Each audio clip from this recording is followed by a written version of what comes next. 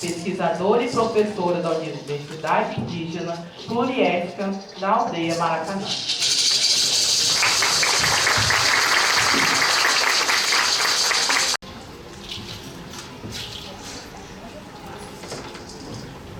Xutemeripom, Arroa Amanda Maracoiá, Rotiamingoema Goitacá, Ei São Gonçalo Chorei, Minguara e Aldeia Maracanã. Boa noite a todas as pessoas aqui presentes. Para mim é sempre um prazer. Professora, a Lourdinha, representante quilombola, está subindo no palco.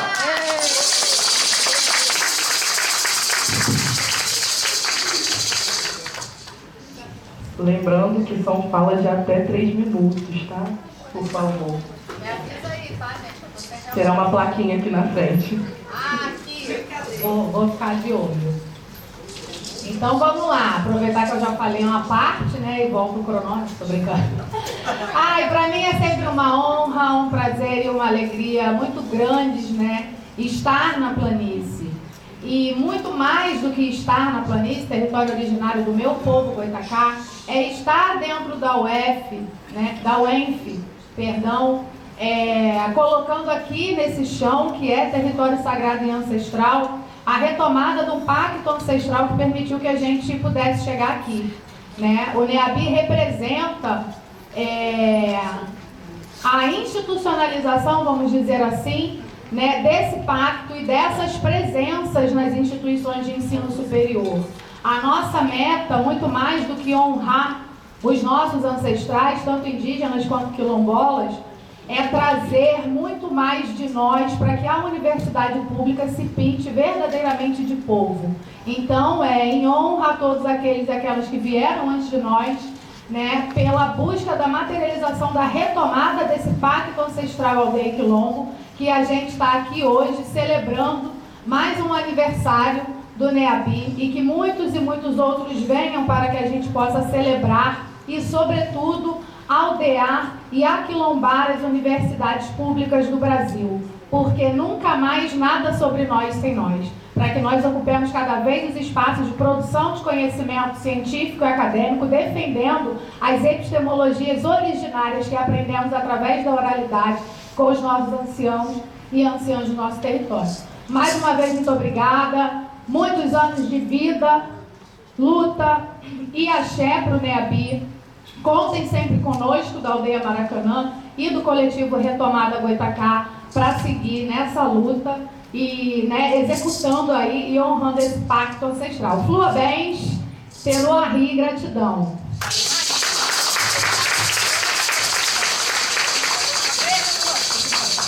Boa noite a todos.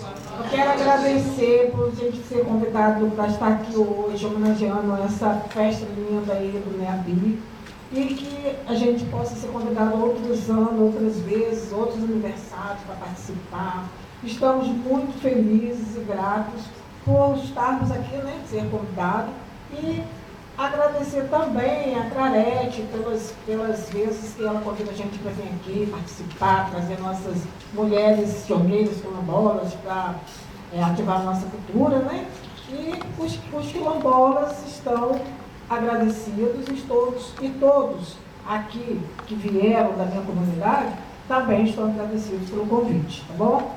E nós somos lá do Quilombo da Água Feia e nós só temos a agradecer pela visibilidade da gente estar aqui participando dessa festa do NEABI, tá bom? Aldeia resiste, Quilombo resiste, aldeando e aquilombando as universidades públicas do Brasil. Boa noite.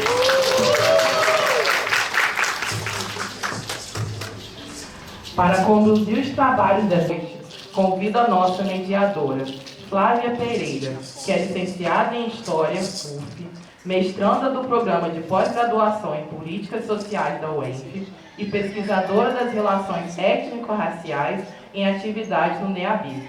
Flávia apresentará os nossos ilustres convidados e dará início à mesa.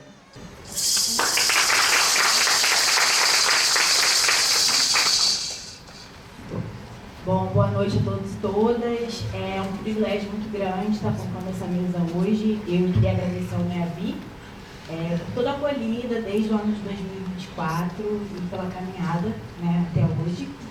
Eu vou chamar aqui os convidados, apresentar cada um brevemente. Primeiro eu convido o Dr. Adilson Pereira dos Santos, que é doutor em Educação pela UFMG e mestre pela UERJ. Atualmente, o Dr. Adilson ele é presidente da Associação Brasileira de Pesquisadoras e Pesquisadores Negros, a BPN, e pró-reitor de graduação da UFOP. Ex-pró-reitor. Bom, sua trajetória é dedicada às ações afirmativas e também ao fortalecimento da produção científica negra no país. Muito obrigada pela presença. Agora, eu convido a doutora Sandra Benites, mulher do povo Guarani Nandeva. Atualmente, a doutora Sandra é diretora de artes visuais da Fundação Nacional de Artes, FUNARTE. A doutora Sandra traz uma trajetória que é fundamental na curadoria indígena e também na articulação de saberes tradicionais com as políticas públicas de cultura.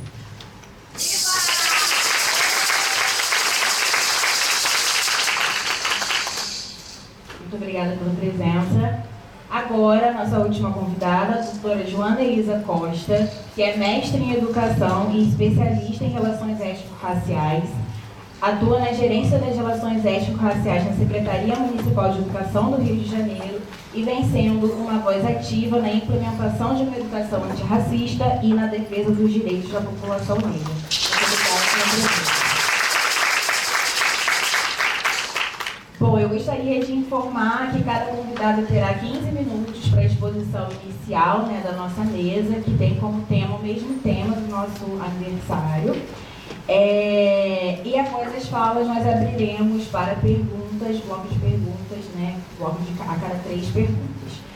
Serei um pouco criteriosa com o tempo, para que a gente não se estenda muito. Inicialmente, eu convido o doutor Adilson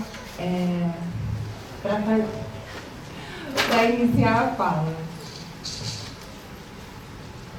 Então, pessoal, boa noite.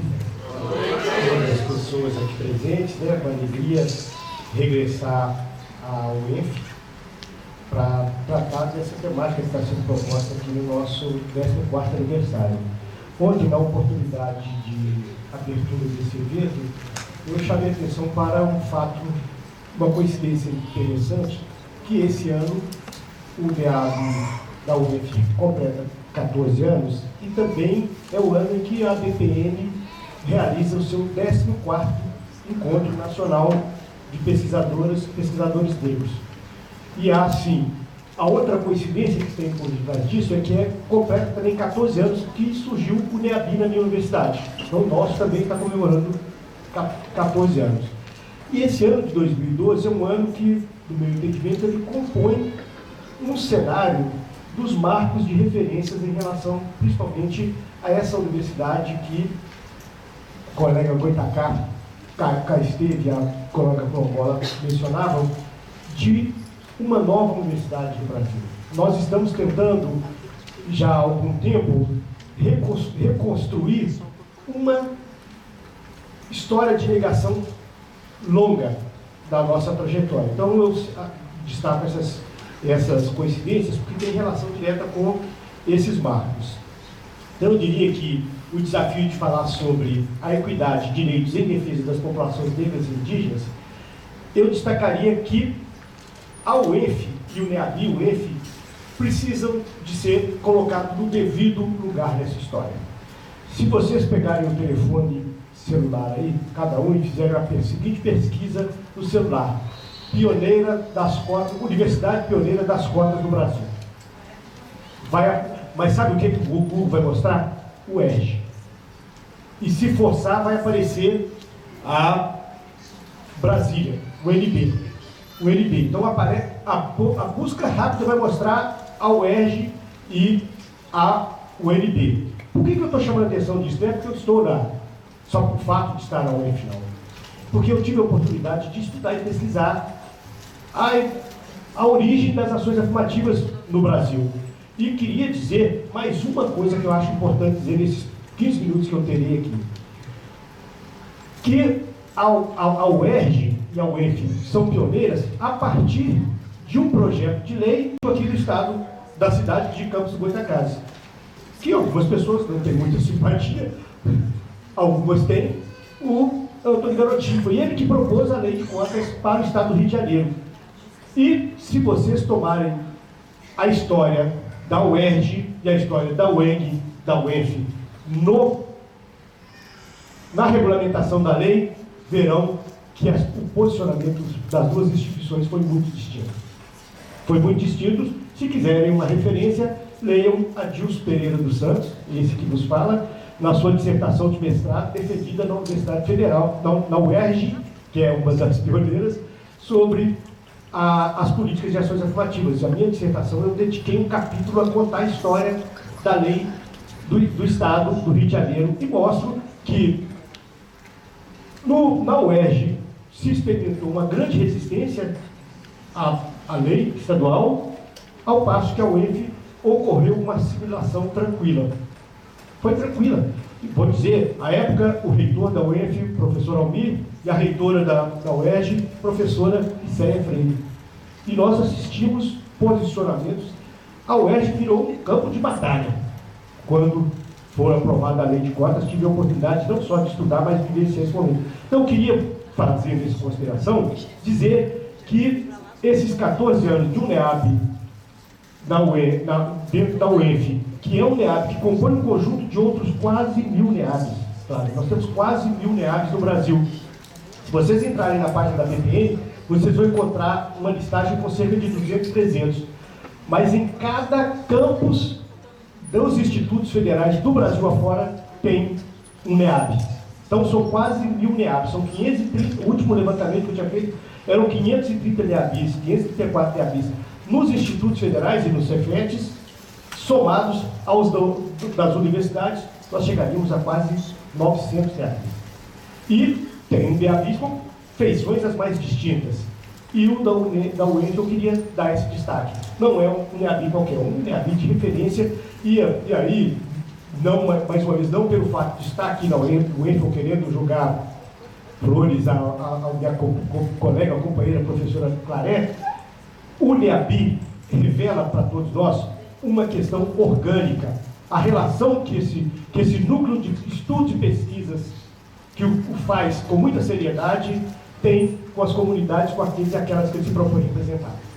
Isso a gente observa, isso é muito importante dizer nesse lugar do juiz, dos NEABs. Então eu queria, nesse ponto, de destacar sobre o aniversário do NEAB, dizer que, ao meu juízo, é injusta a ideia de que a pioneira em ação afirmativa no Rio de Janeiro seja a UERJ e não a UENF. Então eu queria destacar isso, que a UENF usou a sua autonomia para promover a inclusão, ao passo que a outra resistiu quanto pôde. Hoje a política é interessante, eu já disse isso lá dentro da UERJ algumas vezes, onde eu tenho a honra de ser egresso daquela instituição. Então, além da UERJ, nós tivemos a experiência da UNEB, que para mim é a experiência pioneira mais interessante de todas, que provocado, assim como as estaduais do Rio de Janeiro foram provocadas a adotar a ação afirmativa por uma lei estadual, a UNEB da Bahia, as instituições estaduais da Bahia, foram provocadas por uma assembleia, por uma audiência pública convocada pela Câmara Municipal de Salvador, para que considerasse a possibilidade de adoção de ação afirmativa. Das 3 instituições da Baiana, a instituição que assumiu e falou assim: olha, nós vamos aprovar, nós vamos criar uma política de ação afirmativa, uma política de cotas parentes, foi a UNEB. À época, tinha como reitora a professora Ivete Sacramento, uma mulher preta, a primeira reitora preta de uma universidade pública do Brasil. Então isso é preciso que a gente coloque esses detalhes. E a outra instituição que eu gosto de destacar nesse cenário é a UNB. E nós precisamos de entender por que o UNB também figura como uma das pioneiras. A UNB foi uma universidade que discutiu e aprovou uma cota para negros no ano de 2004 por conta de um ato de racismo que aquela instituição vivenciou em 1997. O caso que ficou conhecido como o caso Ali. Pela primeira vez na história do programa de pós-graduação em antropologia da UERJ, um estudante foi reprovado numa disciplina.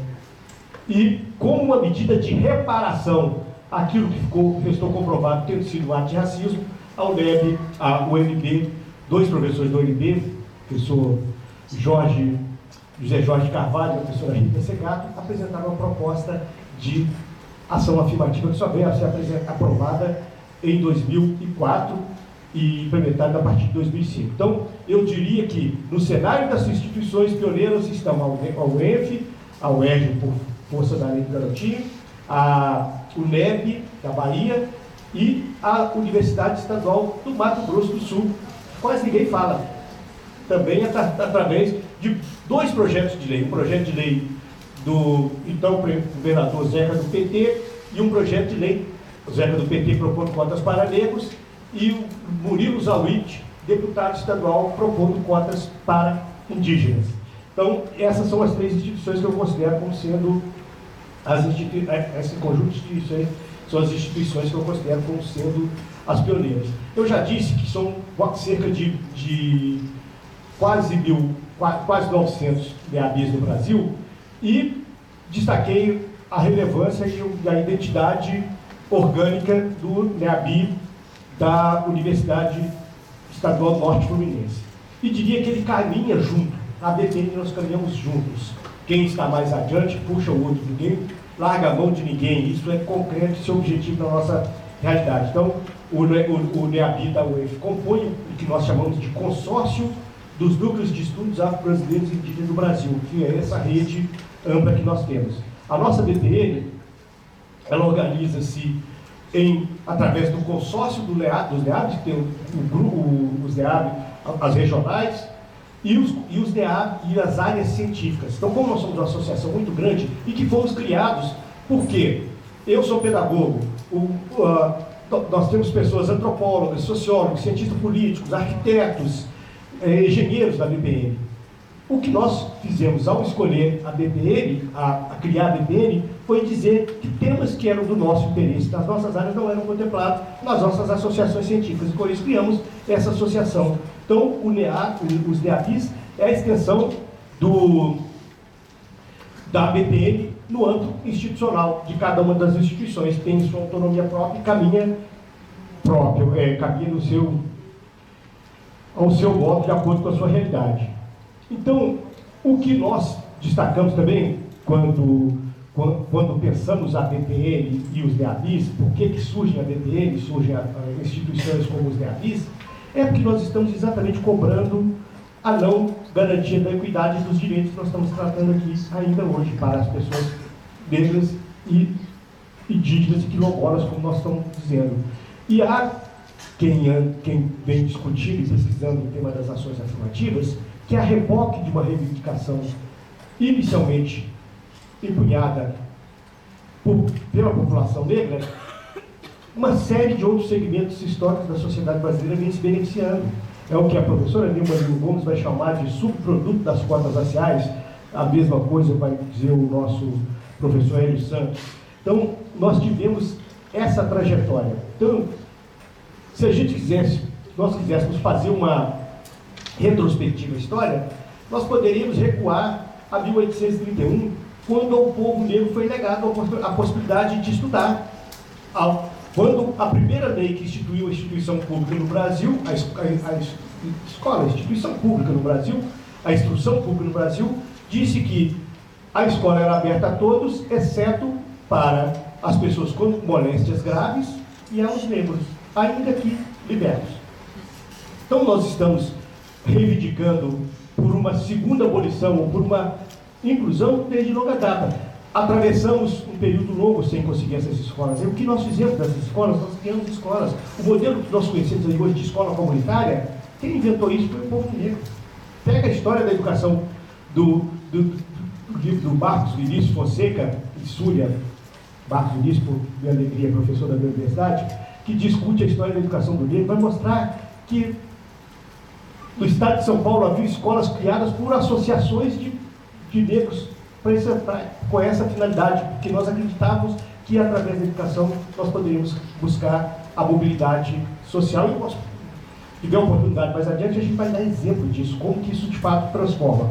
Então, passamos por esse tipo de reivindicação lá no Congresso, o primeiro Congresso do Negro, que aconteceu no início do século XX. Nós tivemos o Teatro Experimental do Negro, liderado por um carioca importantíssimo, que foi Abdias do Nascimento, que mais tarde, na condição de deputado, apresentou um projeto, o PL 1332, 1983, que para mim é um programa de política de ação afirmativa do Brasil, que o Brasil ainda não conseguiu implementar. Nós não temos o programa que o Abdias do Nascimento propôs em 1983. Até hoje nós não temos esse programa. Isso é desafio para buscar essa equidade e os direitos do povo negro. Nós tivemos a passagem a criação do governo negro unificado contra a discriminação, a criação a Marcha de Zumbi de 1995, o PTI criado em 96 e culminou em Dubas. Então eu diria que essas são algumas fases. Aí depois disso nós vamos passar por essa etapa de iniciativas que vão surgir isoladamente. Algumas de forma autônoma, as próprias instituições criando, e outras por força de leis externas, como foram os casos aqui no Rio de Janeiro. Aí depois nós vamos ter uma profusão extraordinária de ações afirmativas em vários lugares do Brasil, e muitos dos lugares do Brasil, inclusive como uma estratégia de não garantir a equidade e o direito. A minha universidade, onde eu era pró-reitor de graduação à época, foi uma dessas universidades que adotou uma cota para ingresso de escola pública, para evitar que a negrada pressionasse e tivesse que adotar uma cota para negro. Foi isso que a Universidade Federal de Ouro Preto fez.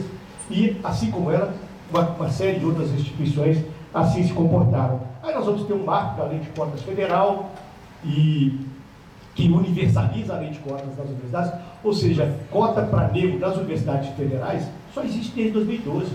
E a Universidade do Brasil existe, o ensino superior no Brasil existe desde 1809. Desde 1809. Então, assim, é uma situação que garantir de equidade de direito é reparar esse prejuízo histórico que foi construído e foi acumulado. E aí nós temos que dizer que só a garantia do acesso não é suficiente. Nós estamos falando aqui sobre a questão indígena. Basta, eu estou desenvolvendo uma pesquisa agora que vai interessar muito, daqui uns dias tornará pública, uma pesquisa sobre o impacto da nova lei de cotas nas 69 universidades federais e nos 2 Cefetes. Minha gente, estou analisando o recorte da população quilombola, das populações quilombolas. Vocês terão muitas surpresas sobre o que, de fato, a lei não está garantindo de direito a esse segmento. Eu vou parar por aqui, porque tem um rapaz que eu não vou, toda vez que eu olho à direita, ele tem um sinal me convidando a ser comportado. Obrigado, a gente continua daqui a pouco para o debate. Espero ter conseguido abordar. Tá, obrigado.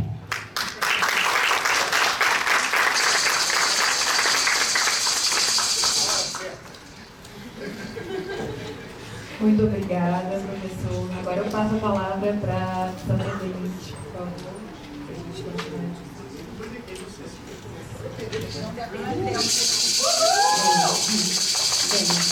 Boa noite, obrigada pelo convite, e também eu vou ser bem breve, porque para falar em 15 minutos a luta e um monte de coisa não é possível. E quero muito agradecer meu convite e pelo reconhecimento também da minha trajetória. Eu acho que eu chego nesse lugar, né? Eu vou falar mais sobre essa questão do mais antropológico, porque como eu sou antropóloga, eu vou trazer mais esse olhar antropológico sobre a questão do equidade e direito em defesa de populações negras e indígenas, né? São muitas coisas, né? Historicamente, né? Muitas lutas, é muita violência, né? E aí eu quero trazer uma fala da Célia do Pinambá, que é uma artista que recentemente trouxe de volta, né? Conseguiu trazer de volta o manto do Pinambá e movimentou o Brasil e meio que está parado agora. Ela falava uma coisa que eu achei muito interessante. Ela falava que, uma vez eu perguntei para ela, falei assim para ela o que era retomada. E ela disse para mim que retomada é como se fosse a gente juntar o caco, né? E juntar o caco quer dizer ressignificar aquele algo que foi quebrado, né? Não é a mesma coisa, mas é o que vai ser ressignificar. Isso vai fazer sentido para a gente de acordo com a necessidade e da realidade de cada contexto, de cada comunidade, independente indígena ou quilombola, né? E aí eu acho que eu queria começar trazendo a partir desse olhar, né? E aí, logo depois eu perguntei para ela, eu falei assim, mas por que você está dizendo isso? Ela falou que ela levou 10 anos para entrar no sistema. Porque o sistema nunca aceitava ela, né? O sistema não aceita. Todo lugar que ela ia, ninguém aceitava ela porque o sistema não aceitava. E aí, engraçado, ela riu e ela falou para mim, depois de 10 anos de tanta luta, que eu fui entender que o sistema são pessoas. Então, eu acho que o sistema somos pessoas, né?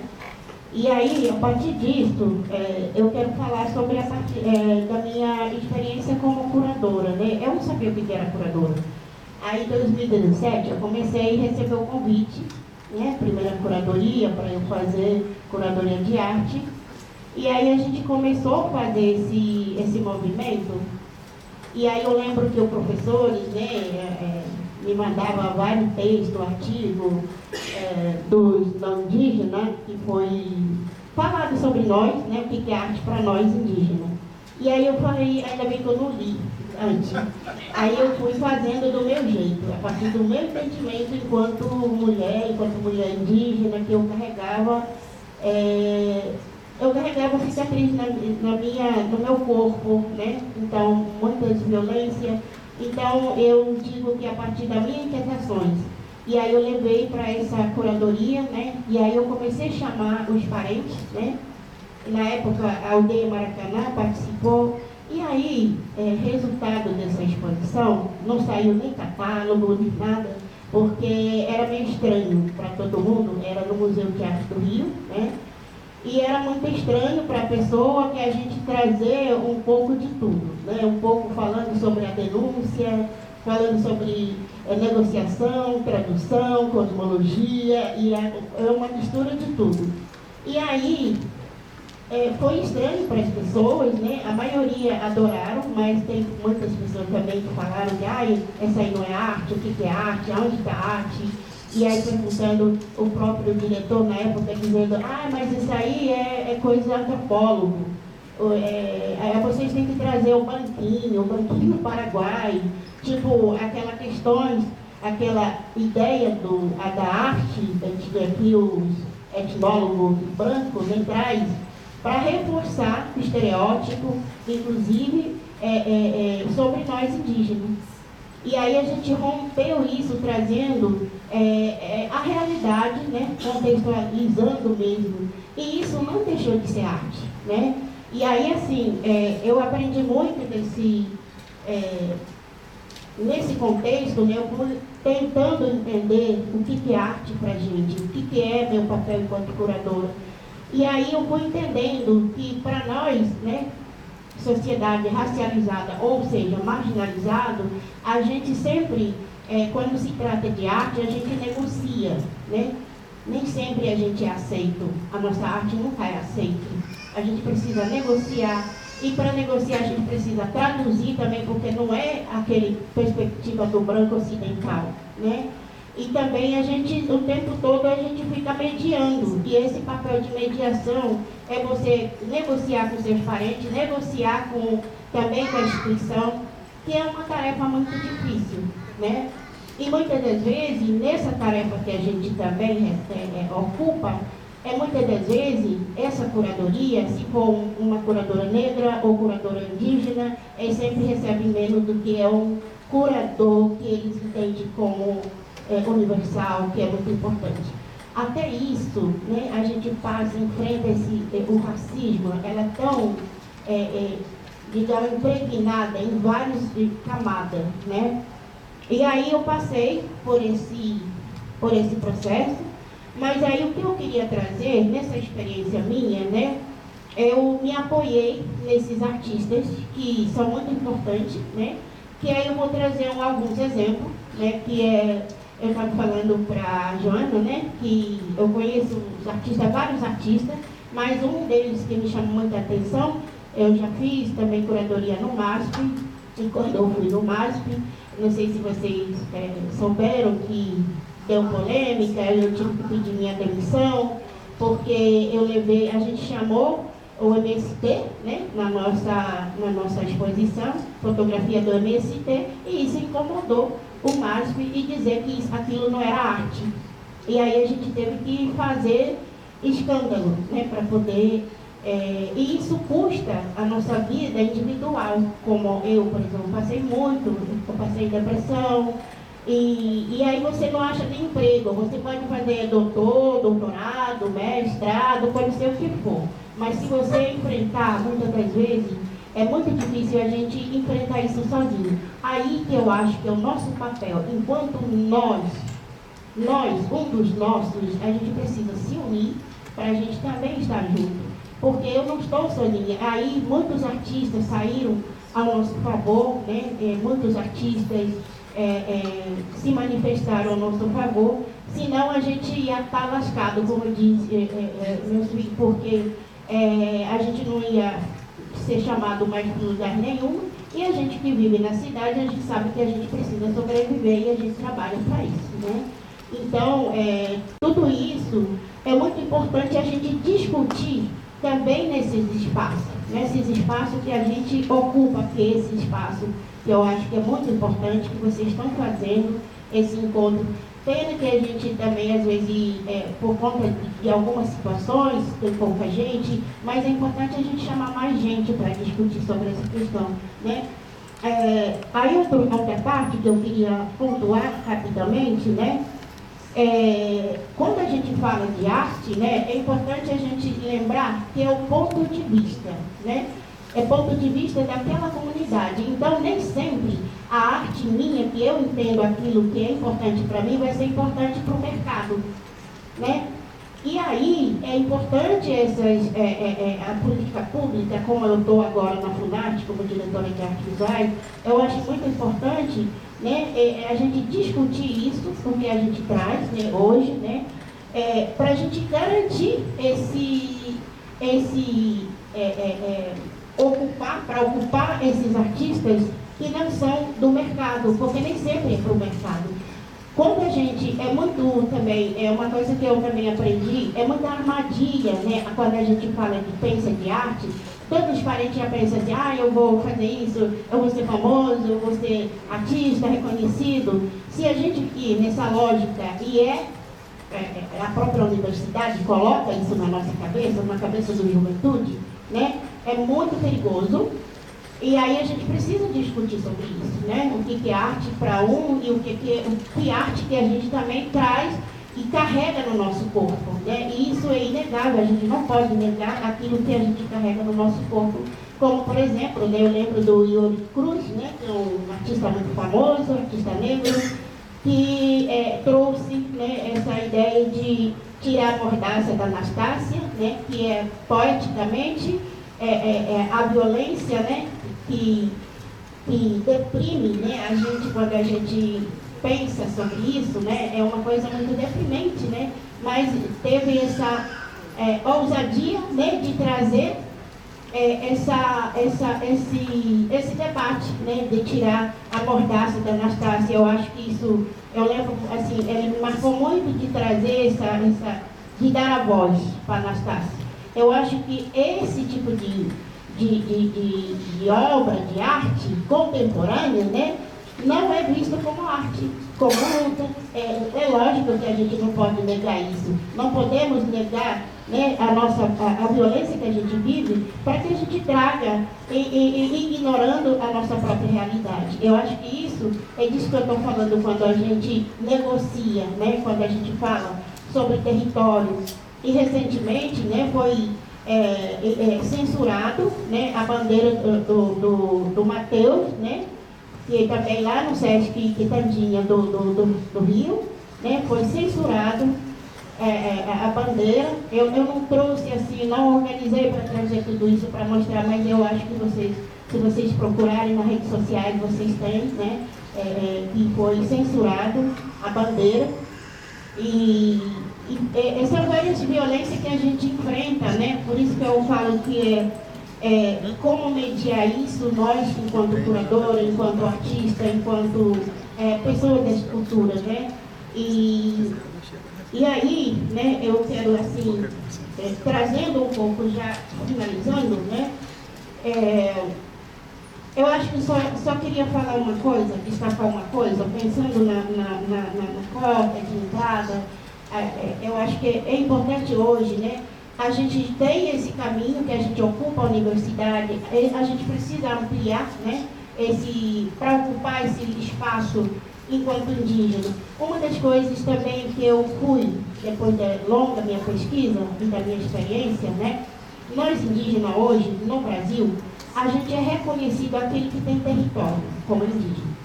Indígena é que está em 305 etnias, no IBGE, e 274 línguas, e restaram de 1.000 e poucos línguas indígenas que existiam aqui no Brasil. Aí, hoje, né, nós temos muita dificuldade de a gente discutir os parentes, que, como dizia a Josi Candangue, né, ela falava assim, que tem muitos parentes pipocando por aí na cidade. E esse parente pipocando na cidade, eles não são reconhecidos nem como branco, nem como preto, nem como indígena. Por quê? Porque nós somos miscigenados de diversas maneiras. E as mulheres são responsáveis por isso. E tem muita pesquisa, inclusive, né? Eu me debrucei muito sobre essa pesquisa, que é o Rio Continua Índio, que é a pesquisa da Natal, que trouxe, né? Primeira indígena, primeira mulher que sofreu estupro coletivo no Brasil foram mulheres indígenas. E aí a gente, a Célia, né, a Chacriabá, que é uma deputada agora, ela sempre fala que o Brasil é filho de estupro. E é verdade. E aí a gente não pode negar, muitas das vezes acontece violência, feminicídio e todo tipo de violência hoje no Brasil. Isso é herança do patriarcado branco da Europa que veio aqui. E muitas das vezes eu vejo muitas pessoas que têm orgulho de ser italiano, mas nunca têm orgulho de ser brasileiro. Né? E aí eu acho que eu queria assim, falar essas coisas, né? São várias coisas, como eu falei. E eu fiz a minha tese sobre isso, né? Eu não vou falar sobre isso agora, mas como eu falei, a universidade, ela precisa rever essa questão da gente, não podemos achar que a gente já conquistou. A gente, primeiro, que a universidade e várias instituições, né, do Brasil, ela precisa se rever, né, a própria, o sistema, porque o sistema não foram nós que criamos. Não fomos nós que pensamos, discutimos, ninguém consultou a gente para criar um sistema, uma questão burocrática para nós. Não, até hoje, né, a gente não é ouvido para a gente discutir, e aí eu acho que é importante a gente sim discutir esse espaço nosso, que forma que a gente quer ser acolhido, né? E aí eu vou trazer mesmo agora para finalizar o exemplo do meu filho, né? Eu sempre carrego isso comigo e falo para todo mundo, por quê? Ele entrou na universidade como engenheiro ambiental, e ele ficou feliz da vida, e por conta. E aí, depois de um ano, ele me ligou e falou para mim, mãe, eu vou desistir. Eu falei, por quê, filho? Ele falou que cálculo de física e química era muito pesado. E eu nunca esqueci disso. E aí ele se revoltou contra ele mesmo. Ele disse que se ele estudasse na escola particular, ele acompanharia os colegas que estão lá. Ou seja, nossos filhos, né, quando é pobre, né, já começa por aí, que entra na universidade, quando é indígena, quando é negro, já é culpabilizado por ser pobre, por ser indígena, por ser negro. E aí o que acontece? E aí ele falou para mim, não, mãe, porque eu vou sair. Aí eu falei para ele, tá bom, filho. Então vai trancar sua faculdade, vai fazer as coisas, acompanha o movimento indígena, e o que ele fez. E aí ele amadureceu, né? Hoje ele voltou para a universidade, mas durante esse processo eu conversei com ele, eu levei para ele o nosso conhecimento, o que é nosso cálculo de física e química. Ninguém, o branco não vai saber, só nós sabemos. Quem tem o cálculo de física é nosso. Aí eu falei, quando a gente pede permissão para o rio, para uma árvore, quando a gente faz oferenda, quando a gente faz o jongo, dança o jongo, é o nosso cálculo de física e química. Ali está a essência do nosso arte, o nosso entendimento, a nossa cosmovisão. E aí, o que a gente deixa a gente alegre, para a gente seguir em frente, isso faz transformação espiritualmente também e também na sociedade. Então, essas coisas não é importante para a universidade, é importante para nós, né? Para a gente continuar. Então, eu acredito que é importante, não é só entrar, a gente precisa também discutir a permanência e como você permanecer ali, não é permanecer para crescer. Eu acho que é isso. Obrigada.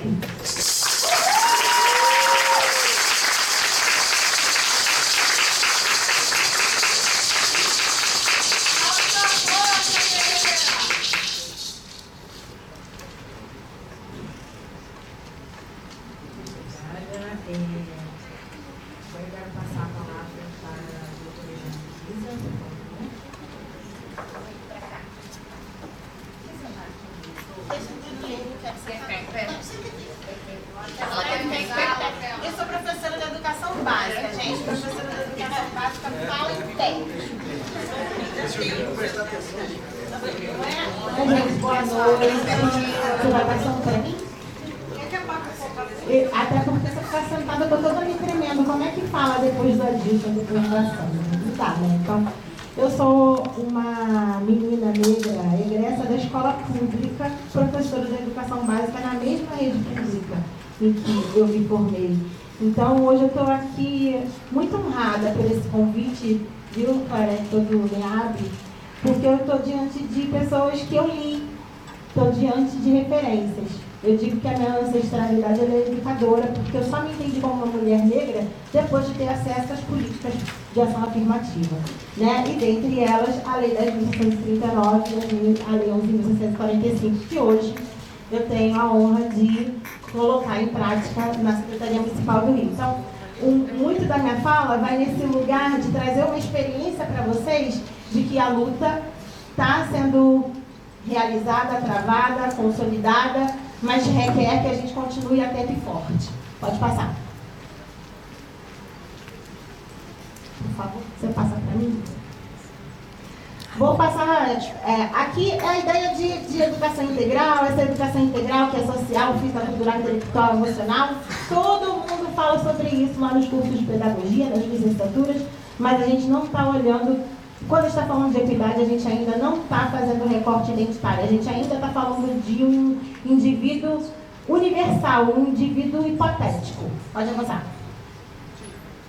Na nossa rede, também não foge a nenhuma estrutura de ensino de nenhuma outra rede. A gente tem um quadripé pedagógico que tem uma centralidade na prática pedagógica, mas tem currículo, material, formação continuada e serviço, avaliação da aprendizagem e gestão para resultados de aprendizagem, né? Que é olhar os dados de aprendizagem dos alunos, IDEB, tarará. Todas as redes falam sobre isso, né, gente? Tem nada demais, né? Beleza, pode avançar. Mas o que as redes não estavam fazendo até 2024 era revelarem os dados, o tamanho da desigualdade. Falava-se de desigualdade hipoteticamente, mas é muita coragem do MEC, esse é dado do MEC, da CECADI em específico, 2024, público lá no site da CECADI, e que a gente tem, uma coisa é a gente dizer que houve política que impediu o acesso da população negra e indígena. Mas dimensionar a lacuna do que essas políticas representaram em termos de desigualdade, a gente ainda não estava fazendo, mas agora a gente está. Então aqui, nitidamente, não vou esmiuçar, mas a gente sabe que crianças brancas e amarelas têm uma performance de aprendizagem melhor do que crianças pretas, pardas e indígenas. Aí sempre tem aquele negacionista que vai dizer assim, mas aí é que as crianças pretas, pardas e indígenas estão aprendendo menos. Mas elas estão aprendendo menos porque tem um sistema que há muito tempo, além do tempo de entrada, também ofertou para elas uma educação sem qualidade, né? Para que elas pudessem disputar, assim, né, de igual para igual no mercado de trabalho, nas universidades, enfim. Eu gosto muito desse dado, só porque ele mostra que esse dado aqui é a fotografia da igualdade. Gosto de falar isso. Igualdade é isso. Aqui tem a performance de alunos do 5º ano do ensino fundamental, numa série histórica de 2005 a 2019, e as crianças brancas, que são as verdes, aprendem mais do que as crianças pretas, que estão aqui de azul. Essas crianças estão na mesma escola, com a mesma professora, com o mesmo material didático. Então, o nosso problema é como é que a gente vai fazer. Elas estão avançando na série histórica, se vê um aumento, mas como é que a gente vai fazer para que todas aprendam? Tenham as mesmas oportunidades, né? Pode avançar. Aqui a gente tem os eixos da PNER, que também não vamos demorar, porque o tempo é curto, mas a partir de 2024, a portaria 470, de 14 de maio de 2024, ela instituiu a política nacional. O que é interessante da gente captar da política nacional? A política nacional, ela olha para a educação básica como um ecossistema. A gente não vai resolver um problema complexo com ações simples. E para isso, o mais importante que a política traz para orientar as redes é, dentre esses eixos, o eixo de diagnóstico, monitoramento e implementação. Aqui dentro tem dados precisos para as redes de ensino sobre o quanto de orçamento você implementa, quanto de estrutura física você implementa, o quanto de material pedagógico você implementa. Então, pela primeira vez, a gente vai ter, como rede de ensino, parâmetros para saber se a gente está ou não implementando a legislação e o quanto está se gastando com isso. Pode avançar. E aí eu trago aqui um pouco da história da Gerência de Relações Étnico-Raciais. A gente foi criado em 2021 como um órgão consultivo mediador de planejamento estratégico. Por quê?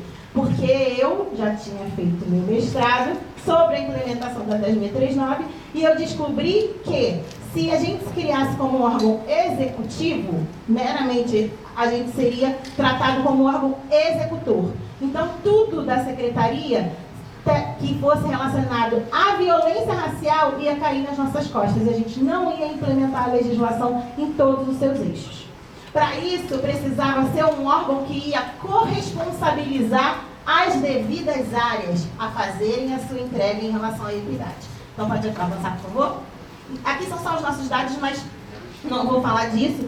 Mas só para vocês saberem que a gente se construiu, então, como um órgão que tem um eixo de governança, um eixo de currículo, um eixo de formação, um eixo de projetos pedagógicos intersetoriais, um eixo de avaliação e monitoramento e um eixo de recursos. Eu fui lá no plano de ação, botei orçamento. Passou? Não passou. Mas a gente fez letras, conhece a nossa semântica, a gente vai lá e troca para recursos. Assim como a Sandra trouxe aqui, a gente vai como ativista também, compreendendo, eu digo que tem uma agência negra por trás de mim, que foi os estudos sobre todos os órgãos e os NEABIs criados antes da gerência, foram que me pautaram para que eu também fosse desenvolvendo estratégias para que o trabalho avançasse e não ficasse preso nos gargalos. Pode ir. E aí, o que a gente fez? A rede estava esperando que a gente fosse ser o quê? A portinha do lado. Aquela coisinha aqui, qualquer coisa, não é? Não, a gente pegou o quadripé, que eu mostrei para vocês, e ampliei essa esfera aonde a ERE recorta conteúdo de material, aonde a ERE recorta a formação continuada, aonde está na avaliação e aonde está na gestão para resultado de aprendizagem. Aí os diretores ficaram assim, ó, bum! Eita, o que é isso que essa mulher está falando? Não estou entendendo nada. Ué, mas tem racismo nisso aqui? Pode avançar. Aqui a nossa estratégia de formação continuada. Hoje eu tenho uma coordenação geral, 11 coordenadoras técnicas, porque a gente tem 11 regionais, então uma formadora em cada regional e um professor obrigatoriamente indicado para cada unidade escolar. Então a gente chegou no modelo ideal de formação continuada, que é ter isso de ter a certeza de que a gente está em todas as escolas. E esse professor que está na formação, ele tem uma função de ser multiplicador, então ele tem tarefas. Tarefas de compartilhamento, das estratégias da formação, de organização do material pedagógico, enfim, pode avançar. Aqui só alguns resultados do território educador, que a gente fica muito feliz, mas eu vou passar rápido. Quanto tempo eu tenho? Estou falando muito rápido, porque eu sou dessa. Ah, tá bom, tem mais 5 minutos, vai dar tempo, vai acabar. Mas as professoras dizendo uma coisa, uma professora dizendo que ela teve a prática pedagógica dela transformada a partir dessa experiência, porque o território educador ele é híbrido. Ele é presencial e tem uma parte de letramento racial em EAD. Então é na parte presencial que a gente constrói o quê? Coletivo. É muito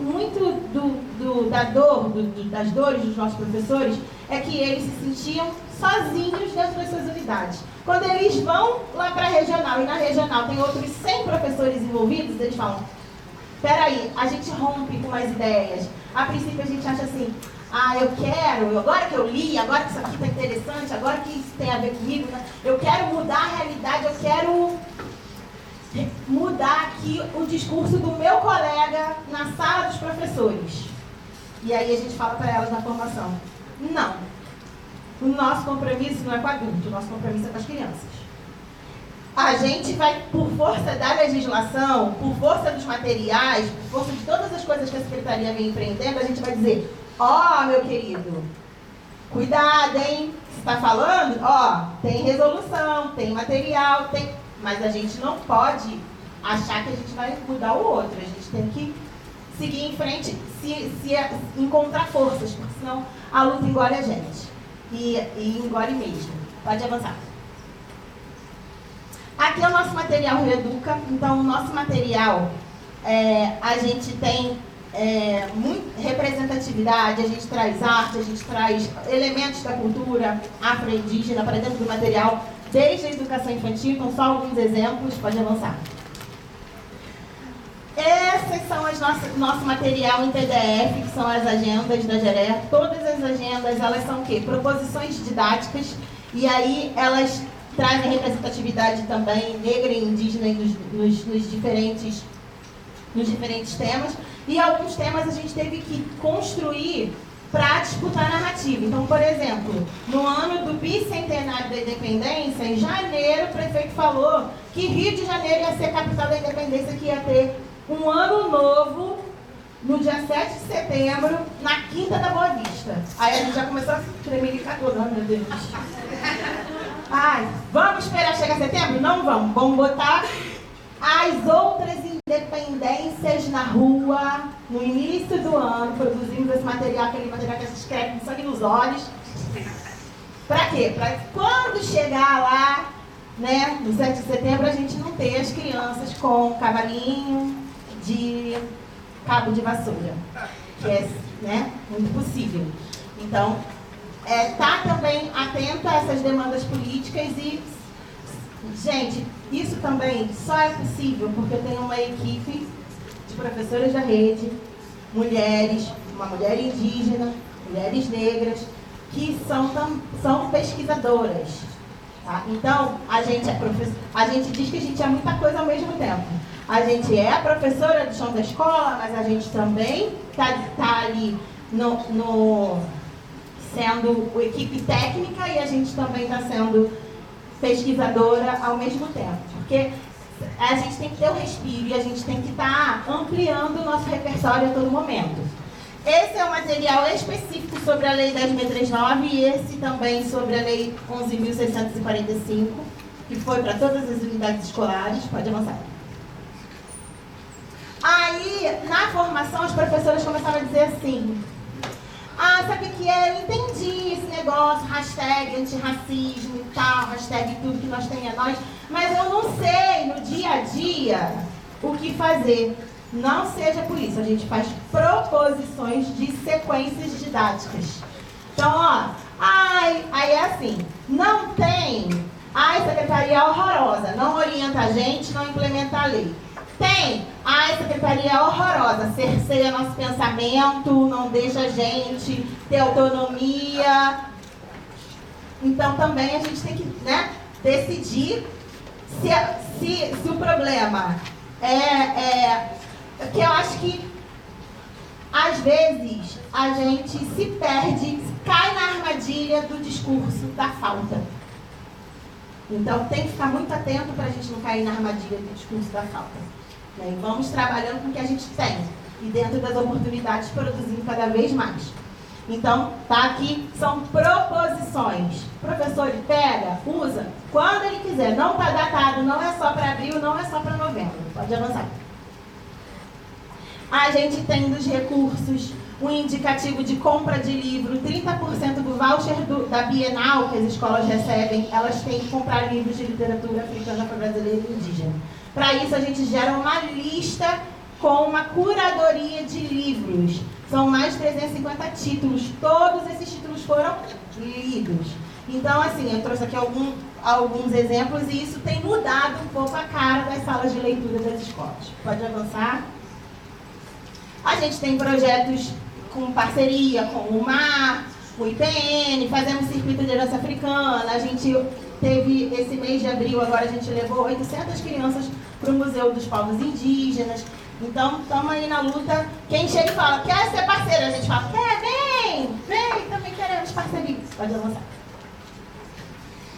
No âmbito da intervenção pedagógica, a gente tem um protocolo que orienta em casos de racismo e intolerância religiosa. Além disso, tem um aplicativo que fica no celular institucional da direção e tem uma aba lá para violência racial. Então, aqui a gente indica um fluxo de atuação. A ideia do registro é para que a gente tenha um monitoramento, para que a gente possa ser mais assertivo também a orientar a escola, a resolver essas situações no dia a dia. E também fomentar uma mudança de cultura. O que a gente, se vocês me perguntarem, Joana, mas o aplicativo está funcionando? Tá. Quantos casos de racismo tem lá? 63. Quantos casos de bullying tem lá? Estou falando 63, não, estou falando 63 é de 2024 para cá, tá? Quantos casos de bullying tem lá, de 2024 para cá? 388. Qual é a discrepância? É que a direção não quer colocar por causa de racismo. Porque se for racismo, é crime. E aí ela tem que se corresponsabilizar. Ela vai jogar onde? Na aba do bullying. Então, incidir sobre essa mudança, né, para o registro é muito difícil. Acabou meu tempo, né? Não, juro por Deus que está acabando, juro por Deus. Pode avançar. Aqui é a difusão dos saberes, que eu acho que é o mais importante.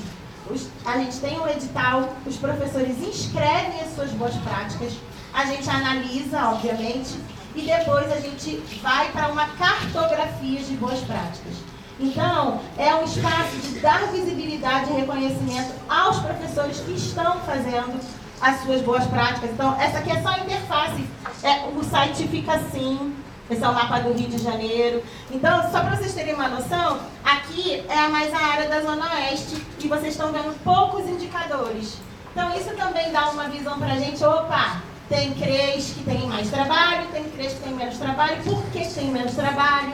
E por aí vai. Mas a gente demonstra a autoria, obviamente, das nossas professoras, tem as fotos, enfim. Pode avançar? Acho que é o último já. Pode avançar? Aqui é o plano de ação das unidades. A gente tem um sistema chamado GPAGE e elas têm obrigatoriedade de ter um plano implementando a ERE para o ano inteiro. Então, a gente hoje abre a aba escola por escola, lê plano por plano. São mais de 3.000 ações que as escolas estão desenvolvendo. Vocês vão falar, Joana, tá lindo, tá maravilhoso? Não tá ainda. Não tá ainda.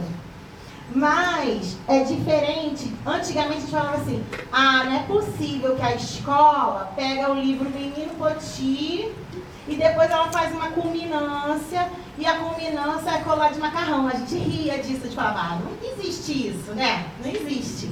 Existe.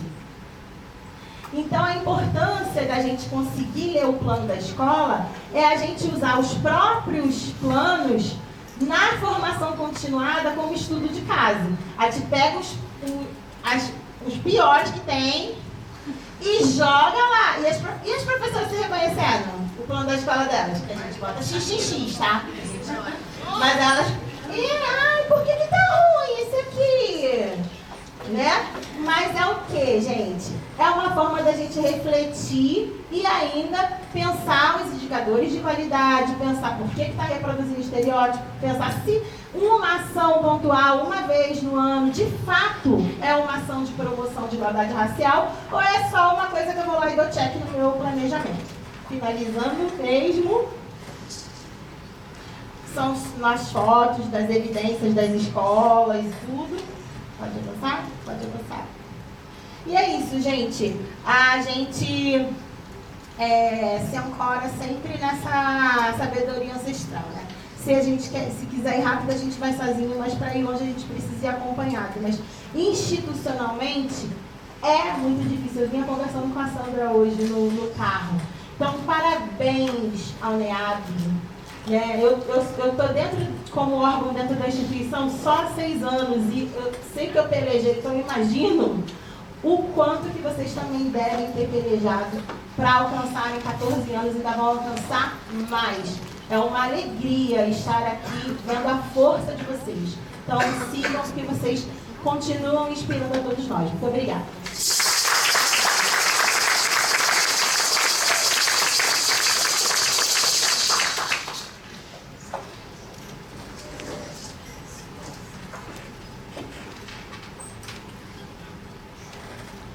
Muito obrigada a todos aqui presentes. Eu vou passar agora a palavra para vocês. Vamos fazer um bloco, na verdade 2 blocos de perguntas. Eu vou pedir que quem tem perguntas, que sejam perguntas um pouco mais objetivas também, por conta do tempo. E podem levantar a mão, por favor. Se quiserem vir até aqui na frente, ou se acham que não precisa de microfone. Lá atrás tem uma pessoa. Bom, já temos 3 pessoas. Talvez você pode. Eu vou usar o microfone por causa do vídeo. Tá bem. Então vamos lá. Todos no microfone. Venham até aqui na frente, por favor. Porque o microfone está aqui.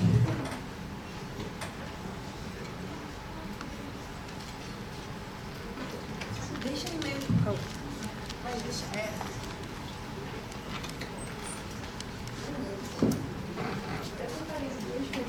Eu só não me lembro o nome das palestras, eu tenho dificuldade.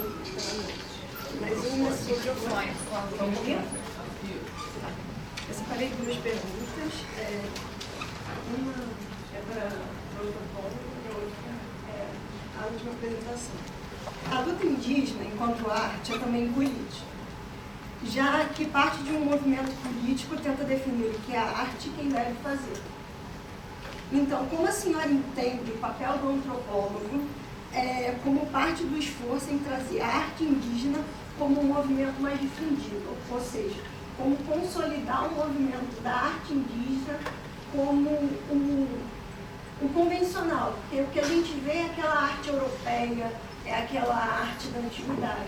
Como o antropólogo, ele pode trazer a arte indígena como o papel fundamental na sociedade. Deixa ela responder a primeira, aí eu faço a segunda, porque Pode fazer a pode fazer? Tá. Então, outra seria para outra palestrante.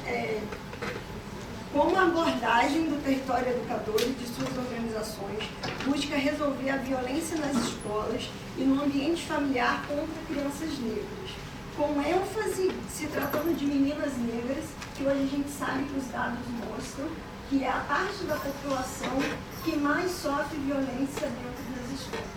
Bom, seria essa a minha pergunta. Obrigada.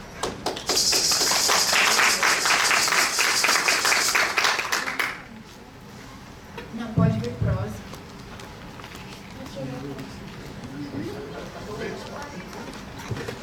Então, eu gostaria de falar para a Joana. Joana, primeiramente, adorei a sua fala, muito pertinente, porque é o meu tema do TCC. Eu quero pesquisar um pouco sobre essa questão do racismo na educação infantil. E aí, então, vou depois papear um pouco com você. E aí, eu gostaria de saber onde que a gente encontra esse material, porque tem bastante pedagogia também, né? E aí, eu acho que todo mundo ficou bem interessado em saber onde encontramos esse material. E oportunidade rapidinho, tá, gente? Quem não assinou ainda a lista, por favor, assina, porque vai ter sorteio de livros. E aí, né, vai estar lá a numeração, e aí quem tiver assinado vai ganhar esses livros. A pergunta é essa, Joana. Obrigada.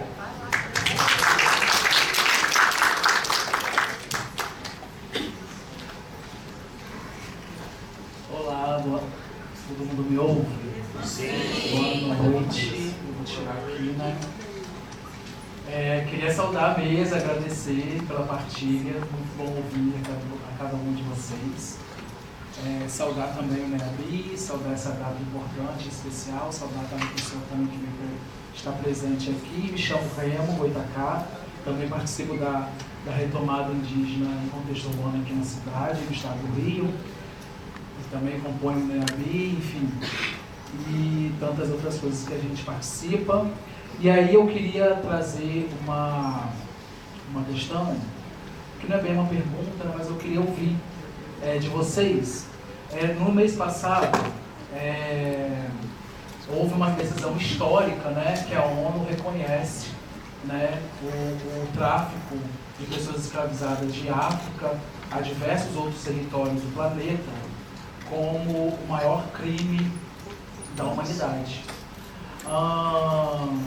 E aí eu queria trazer a reflexão, né, o quanto que isso marca, né, essa decisão histórica, isso também revela quem são aquelas nações que são parceiras e que estão, né, nesse movimento de reconhecer, né, esses crimes da humanidade.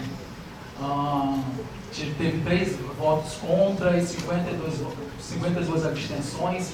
Todas as abstenções foram de países europeus. Isso já revela muita coisa, né? E aí trazer também, na perspectiva indígena, das populações originárias das Américas, ou de Agaiala, ou de Pindorama, né? Só no Brasil, estudos recentes, arqueológicos, antropológicos e históricos, revelam que só na Amazônia, na região da Amazônia, tinham mais de 10 milhões de pessoas vivendo. Enquanto isso, no ano da invasão, 1500, Portugal tinha 1,5 milhão de pessoas e Espanha 9 milhões de pessoas. Isso só lá na Amazônia. Estima-se que no Brasil inteiro, né, essa quantidade pode ser muito maior, cerca de 30, 40 milhões de pessoas, né? Mais de 2 mil povos, mais de 1.000 línguas faladas, sem contar nos outros territórios do continente.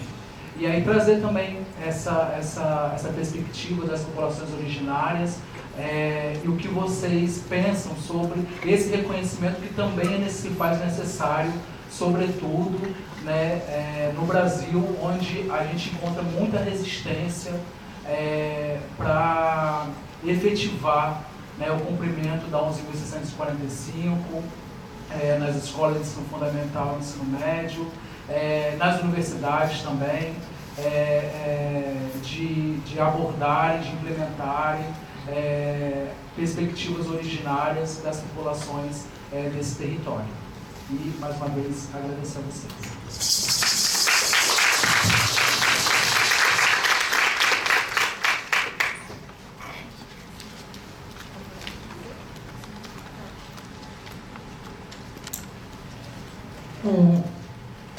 Primeiro, eu quero falar que foi muito difícil de aceitar que eu sou antropóloga. Eu pesquisei muito tempo e aí eu não queria ser antropóloga. Só que para eu poder descolonizar, também tem que assumir o papel para poder ser também discutir de igual para igual, mas trazer o respeito, né, que a minha perspectiva é diferente. Então, a antropologia, ela nasce na Europa com pessoas brancas, mas é a perspectiva deles. Então, a antropologia, ela discute a perspectiva. E aí eu falei, eu vou discutir como antropóloga também, e quando eu preciso, eu também dou carteirada. Então, é assim que a gente tem que, não contra nossos países, mas contra os colonizadores, diz que onde que a gente tem que estar, né? Porque eu passo muito por isso. Porque muitas das vezes, e por isso que eu pesquisei muito o que é arte. Quando eu falo, né, arte contemporânea, a gente tem que desconstruir a história da arte ocidental, branco. Eu estou falando não para eliminar, e sim compreender aonde que existe a lacuna, porque tem muitos parentes que também pinta tela, faz cinema, faz um monte de... usa a mesma ferramenta para poder traduzir a perspectiva. É diferente, é uma outra narrativa. Eu acho que a gente, quando fala de arte, como que a gente pode utilizar a ferramenta como arte para poder, ao nosso favor, a gente traz a nossa perspectiva, nossa narrativa, nossas negociações, e que são, muitas das vezes, não é a mesma questão se é uma tela, né? Mas é a mesma forma, a técnica é o mesmo, né? Ela é pintura, ela é usada tinta, né? Mas também traz esse outro olhar, que aí eu quero trazer uma coisa, que eu bem rapidamente, né? Como é que isso, a comunidade, né? Como é que ela se apoia nesse coletivo, né? O artista é indivíduo, né? Eu sempre falo que o artista é individual, mas ele carrega também o coletivo nas costas. Como eu citei, né, da pessoa é o indivíduo, mas carrega o coletivo nas costas. E aí eu vou citar duas pessoas indígenas, né, que é o Xadalu, que é um artista do Rio Grande do Sul. Ele era reconhecido como mestiço, então ele também se autodeclara como mestiço. Realmente ele se diz que ele é mestiço. E aí eu falo assim para ele, tudo bem, mestiço é pejorativo, mas eu sou desse lugar. Então, quer dizer, eu sou mestiço, é pejorativo, ok, mas eu sou desse lugar. E ele se considera mestiço. É um indígena artista que já fez muito trabalho.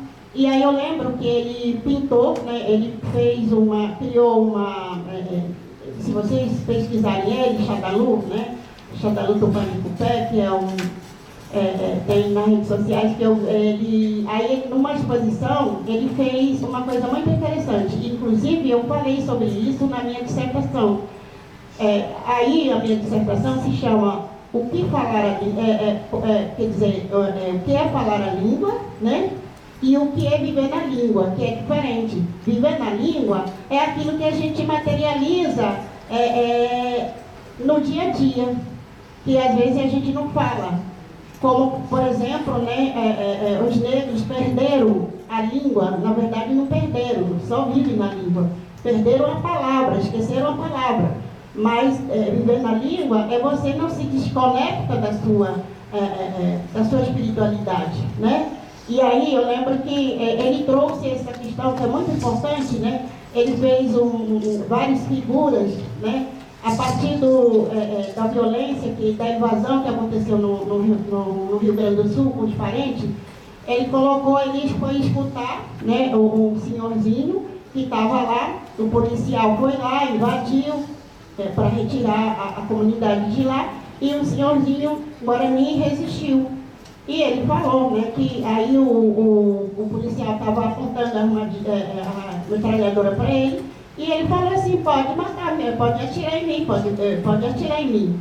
Você vai matar meu corpo, mas meu espírito, que é a minha fala, e a minha língua, você nunca vai matar. Quer dizer, nosso espírito é a nossa língua, né?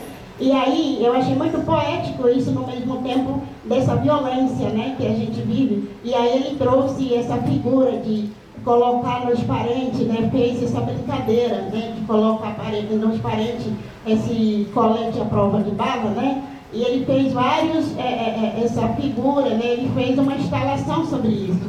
Então eu acho que quando se trata dessas artes, o que o indígena traz, né, ou um artista negro traz nesse espaço o artista, a gente precisa mergulhar nela para entender o que está querendo dizer. É a arte, né? Mas a arte também não é uma coisa assim, é uma outra forma da gente atravessar a violência, né? E aí isso não discute apenas só a violência, discute o território, discute a questão da língua, da própria vida da comunidade ou das populações, né? Então eu acho que, e outra, né, eu poderia trazer, né, na verdade, vários outros exemplos, mas como eu já falei, assim, o nosso tempo é curto, e aí eu queria, assim, trazer um pouco desse, e aí ele discute sobre território, né, E quando a gente fala sobre, eu falei do meu filho, né, anterior, aí quando ele foi frustrado, cansado, ele falou para mim: mãe, eu vou desistir. Eu falei: a incompetência não é você, a competência está na universidade, são pessoas. Lembra que eu falei que a Gisele falou que levou 10 anos para entrar no sistema? São professores, sistemas são professores. E por isso que a gente precisa ocupar esse lugar para trazer o nosso ponto de vista, né? E nosso ponto de vista é negociar. Negociar nosso ponto de vista não é excluir o outro, sim se somar ao outro. A gente, para entender. E aí, eu só queria, já terminando para falar sobre isso, né? Eu lembro que na minha graduação, a gente, uma professora antropóloga trouxe um professor antropólogo também aborígene. E eu lembro lá em Santa Catarina. Aí ele fez, né, fala dele, aí a gente perguntou, né? O que ele achou sobre a universidade na qual onde eles têm, se tem branco lá. Aí ele falou que sim, que tem branco. Aí ele falou uma coisa que eu acho muito interessante, porque como eu falei também sobre muitos parentes hoje que estão na periferia, estão sendo assassinados, muitas das vezes não são reconhecidos como indígenas, né? E aí, como se a gente vivesse na paz, né? Que na aldeia, mas na verdade muitos parentes indígenas estão lá na periferia, também estão sendo assassinados, nordestinos a maioria às vezes, né? E aí, voltando, ele falava uma coisa que eu acho muito importante, e isso que eu sempre carrego comigo. Ele falou que ele não é para retirar os brancos da universidade e se negar a universidade aos brancos, e sim trazer as universidades, para a universidade, os brancos, para contar para eles, né, o que o antepassado deles fizeram com a gente. E aí envergonhar pela história, pela massacre, pela violência que fizeram com a gente. Eu acho que é isso, a gente precisa, por isso que a gente precisa também se reunir. Porque muitas das vezes eu vejo hoje, na atualidade, muitos de nós, inclusive indígenas, e não indígena, às vezes eu próprio, alguns, eu não estou falando, não estou generalizando, né? Estou falando, às vezes, parece que a gente está competindo entre a gente. Isso a gente, competir um com o outro, é a própria colonização que nós coloca. Isso eu estou falando, muitas das vezes os próprios parentes competem entre a gente. Então isso enfraquece a nossa luta, né? Não é isso que a gente quer. A gente quer, né, sim, né, como o professor falou, né, a gente quer envergonhar os brancos pela história, pelo que o antepassado fizeram com a gente. Então, são massacres, muitos assassinatos, muito estupro, e essa miscigenação que a gente tem vem desse lugar, né? Então, a gente não pode negar isso, a gente precisa trazer isso e carregar com a gente e envergonhar os brancos, sim, né? Não retirar, excluir eles, mas sim envergonhar pela história da invasão, né? Eu acho que, enfim, é o que eu tenho para dizer. Não sei se eu respondi.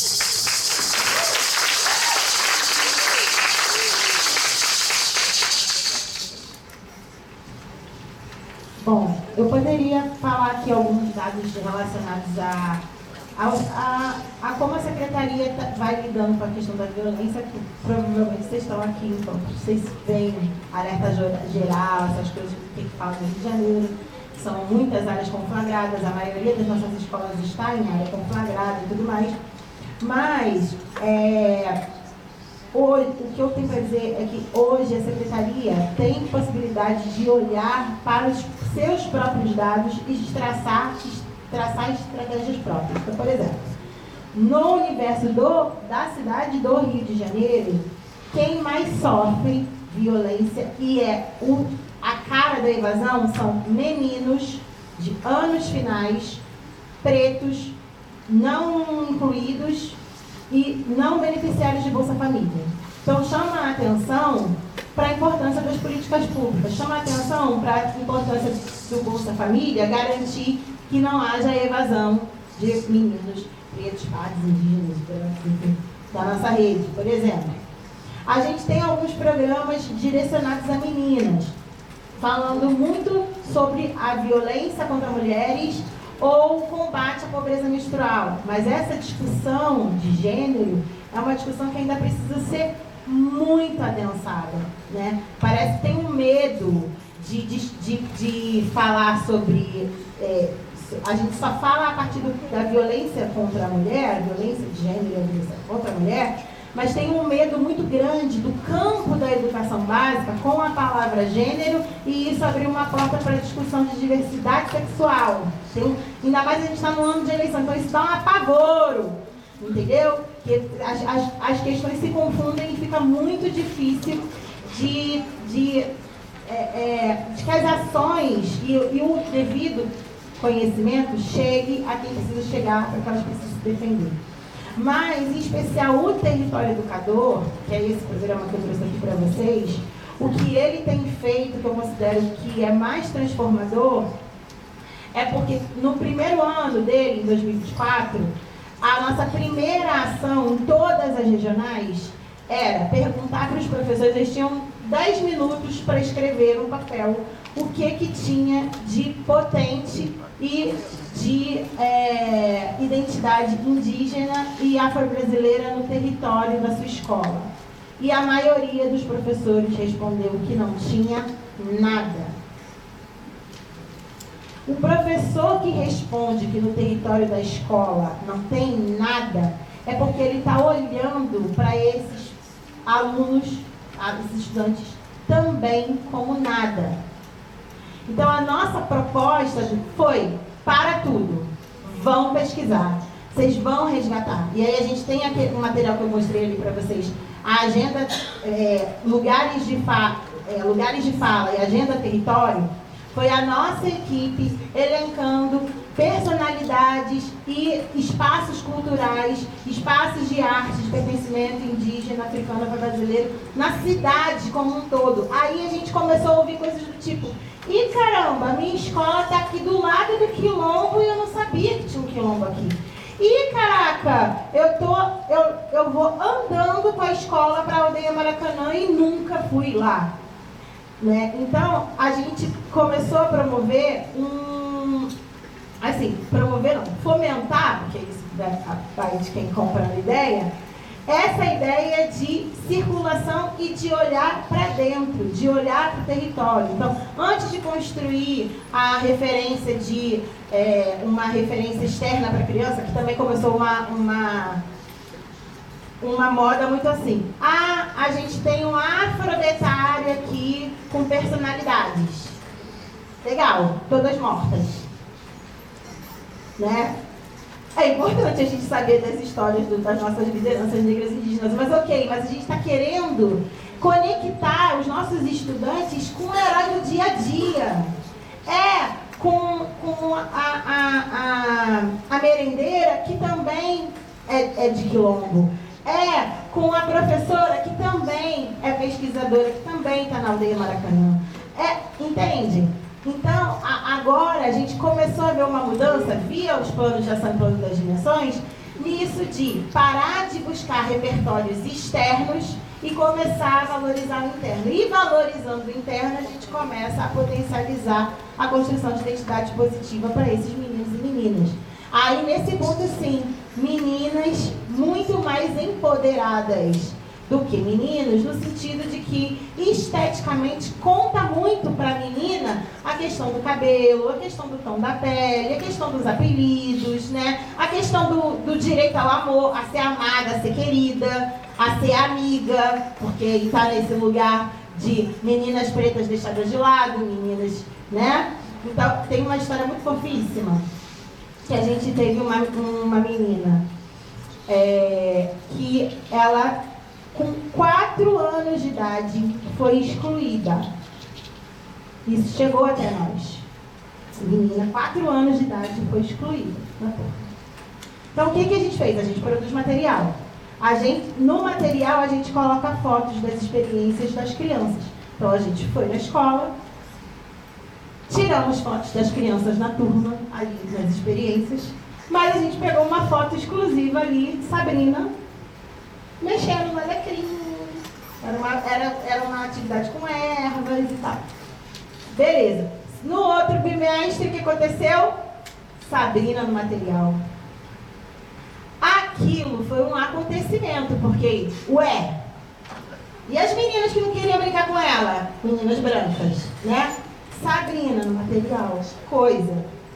Mas aquilo deu uma força para Sabrina, que no ano seguinte, uma menina virou para ela e falou assim: olha, eu não vou brincar com você, porque você é marrom. Sabrina levantou e saiu. A professora preocupada, né? Histórico, ai meu Deus, vou atrás da Sabrina, ver se ela ficou magoada. Virou para ele e falou: Sabrina, o que foi que fulana falou para você? Aí ela falou: ela falou que não ia brincar comigo porque eu sou marrom. Agora você vê, né, tia? Eu sou marrom, eu sou linda. Pior ela, que não é marrom e não é linda.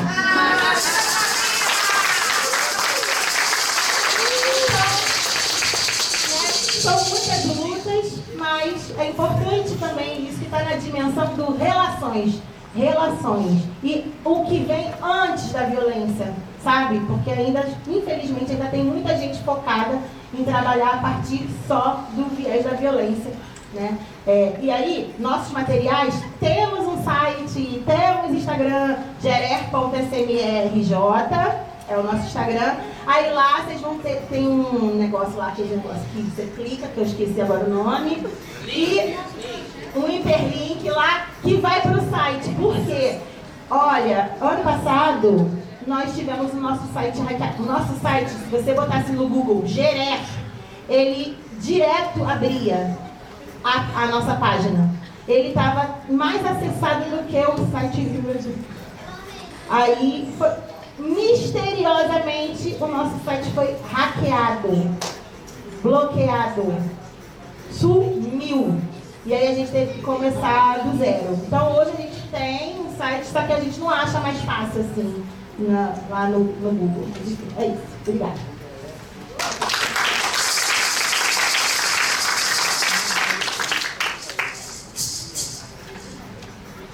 Então, assim, eu vou comentar a questão da decisão da ONU, da declaração da ONU, que ocorreu dias atrás, considerando a escravidão um crime. Diante disso, nós tivemos o destaque da pergunta sobre a votação, né? Acho que é bastante interessante. Acho que antes de falar de quem votou no que, é interessante considerar a importância de uma decisão como essa. Se nós estamos vivendo a era das ações afirmativas no Brasil, foi um dos elementos que teve uma contribuição fundamental foi a Declaração de Durban, emanada pela Organização das Nações Unidas em 2001. Aquele documento, do ponto de vista jurídico, ele trouxe a materialidade que nós precisávamos. Nós, do movimento negro, vínhamos gritando isso há muito tempo, as razões que justificavam um tratamento diferenciado para determinados grupos para a promoção da equidade e a garantia dos direitos. Isso já estava sobejamente trabalhado no Brasil. E com a declaração, em relação à qual o Brasil não só assinou, mas não só apenas signatário, mas também teve a tarefa de ser, inclusive, a norte brasileira como relatora, Edna Paulana. Então isso foi muito positivo para o Brasil, para o que nós vivenciamos hoje em termos de era das Nações Unidas. Eu arrisco dizer que sem a declaração de Durban, o Antônio Garotinho não teria a coragem de propor ação afirmativa dos Estados Unidos no Rio de Janeiro. As universidades, o MIT não teria, as instituições não teriam, precisavam disso. Por quê? A declaração, uma vez sendo signatária, como é o caso do Brasil nessa declaração do mês passado, ela é incorporada à nossa Constituição. O Jorginho pode explicar isso depois de forma muito melhor do que eu. Eu estou falando aqui do pedagogias, atreveram a falar de direito. Então é isso. Então ela é um documento de muita importância. Agora, por quê? A votação é muito simbólica. Nós tivemos 3 votos contrários: Estados Unidos, Israel e a Argentina. A Argentina. Esses 3 países votaram contra a declaração. E os outros 52 ficaram na abstenção. Aí tem uma... Eu talvez diria que o fato desses que votaram contra é porque eles têm coragem, né? Isso tem um tipo de sol. Hoje à noite a gente vê o arranjo geopolítico do globo, a gente sabe por que a Argentina tem coragem de assinar isso, Israel e os Estados Unidos. Fica fácil para a gente compreender. E os outros que não tiveram coragem de assinar, é muito em função de que, por detrás desse reconhecimento, o que é que vem depois? Persuasão formativa, gente. É reparação. Reparação tem vidinha, isso é grana. É grana. Então, o próximo passo do Brasil, como signatário, é comprar isso. Questão de reparar. Então, acho que isso é um dado importante. Eu queria aproveitar a oportunidade, que na pergunta também, de alguma maneira, que você trata da questão dos povos originários, a Sandra, na sua fala da primeira intervenção, fez referência a algo que é muito legal. Você terminou falando da necessidade de preocupação com a permanência. E você destacou dois pontos que são muito relevantes. O conhecimento de que não tem nada a ganho, que para além da garantia do acesso, nós precisamos discutir condições para a permanência. O exemplo do filho da Sandra é o exemplo dos filhos de um monte de meninos e meninas que entraram aqui na UEF, entraram na Universidade Federal do Rio para fazer os cursos, e que nós das universidades falamos, aqui não é para você. Falamos que aqui não é para você, por conta do sistema. A outra temos no sistema. E que é o que a gerência está fazendo no Rio de Janeiro, no sistema. Que é isso, gente. E aí, Sandra, você chama atenção para a questão dos indígenas não moldeados, eu vou tratar assim. Esse é um problema importante que nós vamos ter que interferir na gerência das instituições. E como que se interfere na gerência das instituições? Gente, nós já sabemos, já estudamos que a estrutura é racista e as instituições, por extensão, também racistas, precisamos de pensar em intervenções antirracistas para esses espaços. Como é que se pensa uma instituição antirracista nesse espaço? Nós estamos em Ouro Preto, eu já comentei isso aqui uma vez, em Ouro Preto, que é uma cidade caracteristicamente identificada pela população negra, gente, quase que matamos de novo os povos originários de Ouro Preto. Mas a cidade, o principal símbolo da cidade é o pico da economia. O rio que nasce lá é o Rio das Velhas, que é um dos afluentes do São Francisco, e que não é das Velhas, é referido aos ancestrais. Né? É uma cidade que a questão indígena estava toda sepultada. Hoje, os burocratas estão reativando Ouro Preto. Aí aparece o primeiro burocrata para matricular na UFOP. Como que ele vai matricular? Ele precisa de uma liderança assinar o documento. Como é que ele vai assinar? Aí, Sandra, como que a gente muda o sistema para dar conta disso? Quem iria certificar o burocrata? Olha, está gravando aí, mas não passa essa parte não. Sabe, a hora que ele chegou lá com o problema da gestão, sabe o que o gestor falou com ele? Eu não lembro quem é o gestor. Falou, olha, burocrata, você vai fazer o seguinte, não tem indígena aqui para testar, mas existe no município de Ouro Preto um Conselho Municipal de Promoção da Igualdade Racial. O prefeito de Ouro Preto instituiu no âmbito da prefeitura uma coordenação indígena. Essas autoridades certificam e entregam para o gestor. Vai na pasta do aluno, esses são os documentos que ele matriculou na Universidade Federal do Rio Preto. Fraudou a lei de cotas para indígena? Então, é isso, é estratégia. Que o Ministério Público, a Justiça chama o gestor para poder discutir. Nós vamos ter condições de responder juridicamente a esse tipo de coisa. Então, assim, eu estou dizendo que se nós precisamos de enfrentar o sistema, nós precisamos de enfrentar o sistema reconhecendo que o ponto é que precisamos de enfrentar é o racismo. Então, para o racismo, respostas antirracistas.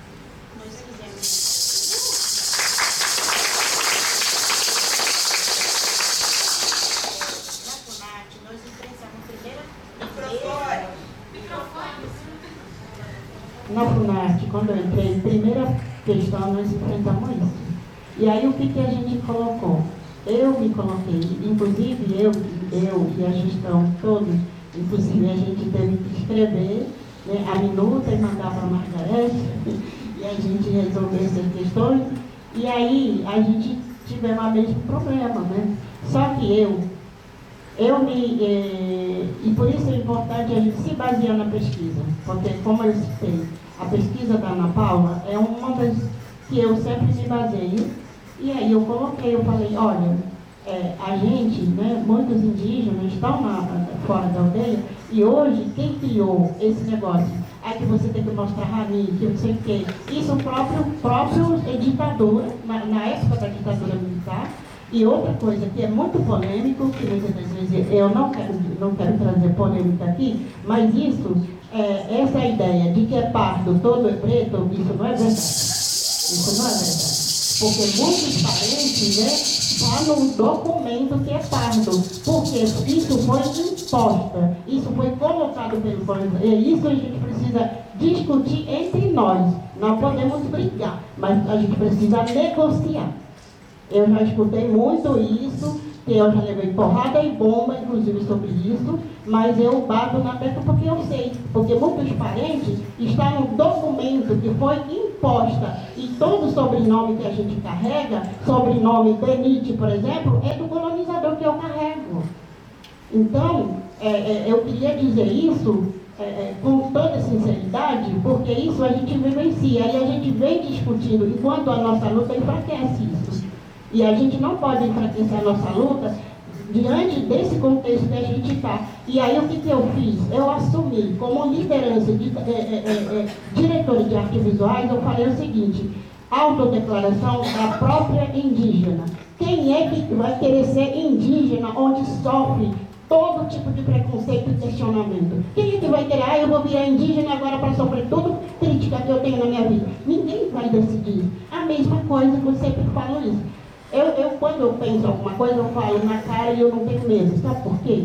Porque a mesma coisa, muitas das vezes se discute sobre a questão das mulheres, aborto legal. Nenhuma mulher vai falar assim, eu vou engravidar e depois eu vou abortar. Ninguém faz isso. E aí eu falo assim, gente, aborto existe na comunidade, muitas das vezes as pessoas, quem quer decidir por nós, não somos nós. E isso acontece o tempo todo. A gente precisa discutir, negociar, é a nossa vida. Isso é a nossa vida. Isso é respeito pelo outro. Respeitar pelo outro, às vezes, é doloroso, é conflituoso, mas a gente precisa encarar esse conflito nós. Nós indígenas, a gente é unido, não é porque a gente gosta no dia a dia no outro, não. É pela luta comum e pela questão comum e pela vida dos nossos filhos, dos nossos gerações que estão vindo. É por isso que a gente se une. Não é para a gente ficar aqui brigando por qualquer termo. Inclusive, eu queria corrigir a parenta, que você falou assim, aldear, esses dias falaram assim, vamos aldear a arte. Eu não concordo com aldear arte, porque aldear não vem dos indígenas. Porque a língua, por exemplo, na minha língua guarani, tecorá tem a ver com o nosso modo de ser. Agora, a quilombá, ela vem do quilombo. É diferente, não é imposta. A quilombá, ela vem do quilombo. É diferente. E muitas das vezes a gente quer copiar outro sem entender muito bem o que é aquilo. Então, a gente tem que ter muito cuidado com esse termo também que a gente usa, né? Então, eu sempre falo isso para os parentes. Parente, não vamos falar aldear, mas a quilombá é porque vem do quilombo. É diferente a aldear que vem dos brancos. Porque a aldear vem dos jesuítas que aldearam a gente. E tanto é que muitos parentes têm essa ideia de que você tem que mostrar, aprovar que você é indígena, vem desse aldeamento. Por quê? Porque ele controlava a gente. Porque controle é tutela. Então, é isso que eu quero falar. Obrigada, muito obrigada.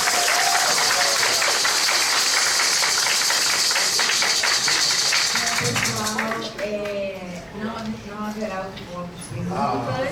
Posso fazer só um instante. Não há tempo. As jongueiras já se retiraram também, né? E a gente tem um critério de encerramento. Então, não há tempo de estender. Eu queria agradecer a todos os convidados presentes. Eu acredito que saímos muito fortalecidos desse debate, dessa mesa, né?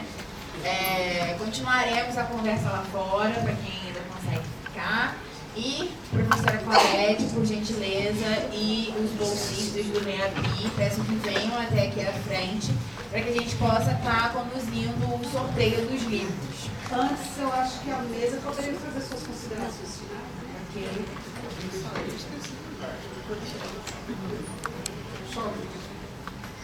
Só queria mais uma vez agradecer dizer que depois da fala da Sandra, eu fico à vontade de começar tudo de novo. Vai embora, não, fica mais. E de fato, essa mensagem é muito importante. Principalmente porque nós precisamos de evitar armadilhas que nos enfraquecem e nos dividem.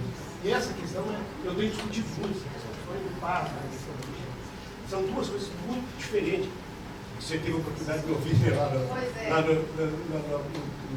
UERJ. Eu acho que isso a gente precisa ter essa consciência. Eu acho que nós não temos que entrar, obviamente, em competição, mas entender as armadilhas que estão por aí que nós não precisamos cair nelas. Porque ao fim e ao cabo nós estamos querendo mudar esse sistema. Eu queria ter tido a oportunidade para falar sobre a questão indígena, por exemplo, a experiência que é da universidade, que eu apareço com as pioneiras aqui, que é o NEMAT. Então a universidade faz um trabalho, no meu entendimento, de fato de ação afirmativa indígena, inclusive tem professores lá que estão para lá todo dia de junho.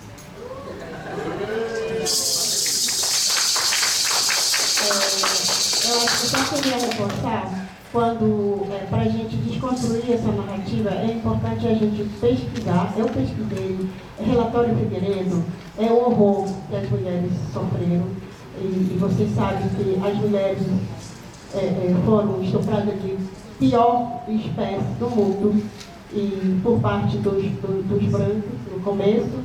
E aí também tem várias pesquisas, né? Por exemplo, eu citei a Ana Paula Silva, que ela fala sobre como que as mulheres indígenas sofreram, como que foram as mulheres trabalhavam também nas freiras, como no convento. Então,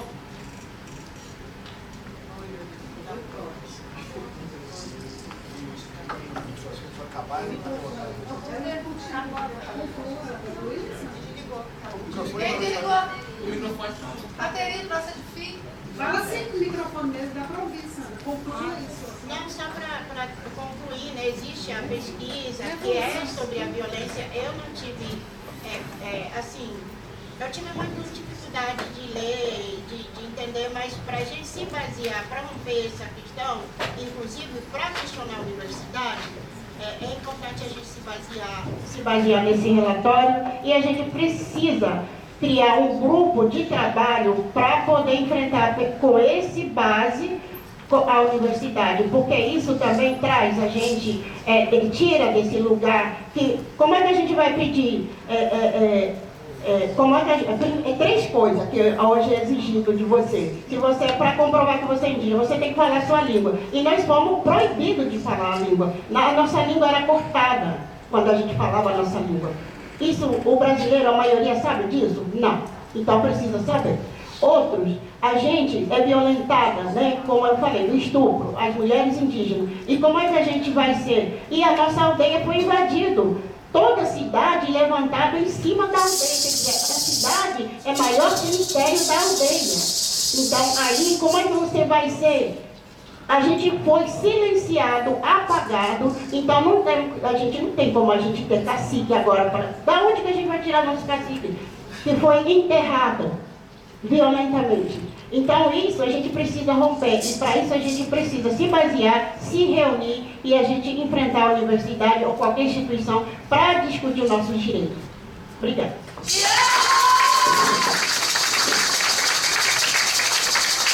Eu gostaria de agradecer mais uma vez pelo convite, né, e desejar ainda bons anos para o NEAB.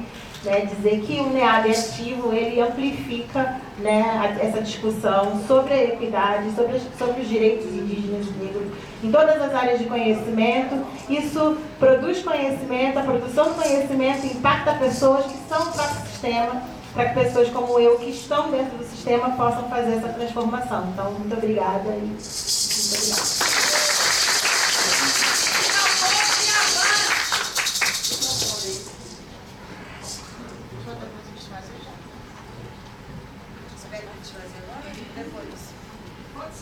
Pode fazer? Não quero tirar foto por cima, não?